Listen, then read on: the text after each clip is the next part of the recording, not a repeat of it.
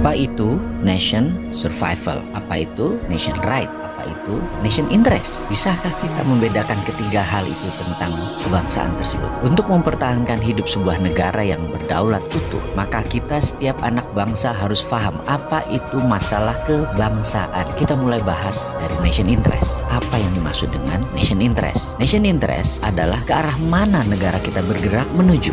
Sebentar, kita ini jangan-jangan ditanya nation itu apa, state itu apa, atau dalam bahasa Indonesia bangsa itu apa, negara itu apa, nggak ngerti ngebedainnya. Betul ya? Masih bingung? Kita bahas lebih dalam. Bangsa Indonesia itu jadi lebih dulu dari negara Indonesia. Bangsa Indonesia itu jadi lebih dahulu ketika Sumpah Pemuda tahun 1928 dengan mengatakan berbangsa satu, bangsa Indonesia. Maka sejak saat itu jadilah bangsa Indonesia. Sementara negaranya, negara Indonesia baru jadi setelah 17 Agustus 1945. Baru ada yang namanya NKRI, baru ada negara atau state. Bangsa atau nation itu ada haknya, ada right-nya, dan ini yang harus ditegakkan. Bagaimana menegakkan nation interest? Dalam jangka panjang, kita ini harus memiliki sistem bernegara yang kuat. Kita ini harus memiliki sifat bangsa yang penuh dengan kompetensi. Salah satu pentingnya bernegara adalah kita memahami prinsip bernegara. Yang membedakan negara Indonesia dengan Singapura, yang membedakan Indonesia dengan Cina, yang membedakan Indonesia dengan Amerika adalah prinsip bernegara masing-masing. Ada value yang ditanam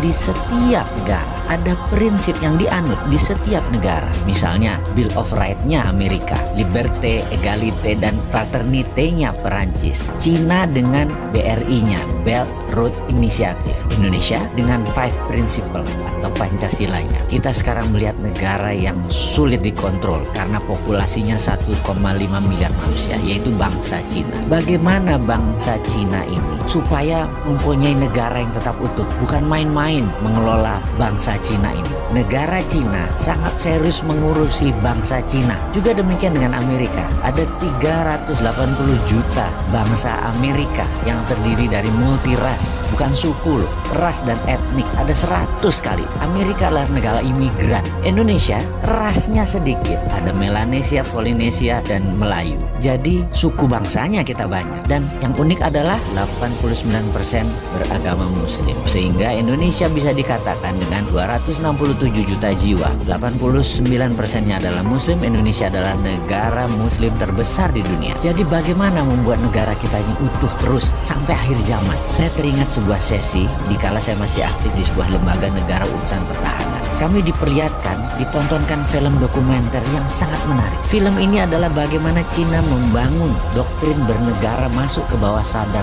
anak-anak bangsa Cina. Diperlihatkan melalui kamera CCTV di video tersebut di sebuah tempat penitipan anak. Karena kala itu banyak sekali suami istri yang bekerja di Cina dan anak sematawayangnya dititipkan di tempat penitipan anak milik negara. Anak itu usianya berkisar 3-5 tahunan. Ketika mereka sehabis makan siang, mereka pun tidur siang secara bersama-sama. Kira-kira jam 1-an kira-kira. Dan baru terlelap 15 menit lalu disetel lagu kebangsaan Cina. Ajaib, anak-anak itu bangun berdiri tegak sikap sempurna. Walaupun matanya tertutup, badannya doyong-doyong. Sampai lagu tersebut berakhir kira-kira 1,5 menitan. Lalu mereka melanjutkan tidur lagi. Dan ini bagi saya luar biasa sekali. Lalu ada di sesi lain. Mereka kan tinggal di rumah susun, yang apartemen itu. Dimana di sore hari banyak anak-anak lagi main basket, main bola, main tai chi, dan beragam aktivitas sore. Pada pagi dan siangnya, di tiang-tiang itu dipasang speaker toa banyak oleh sebuah tim. Ketika puncak kegiatan mereka kira-kira jam 5 sore, kembali diperdengarkan lagu kebangsaan Cina. Apa yang dilakukan? Anak-anak tadi yang lagi lari, lagi bergerak, tahu-tahu anak-anak itu semuanya diam,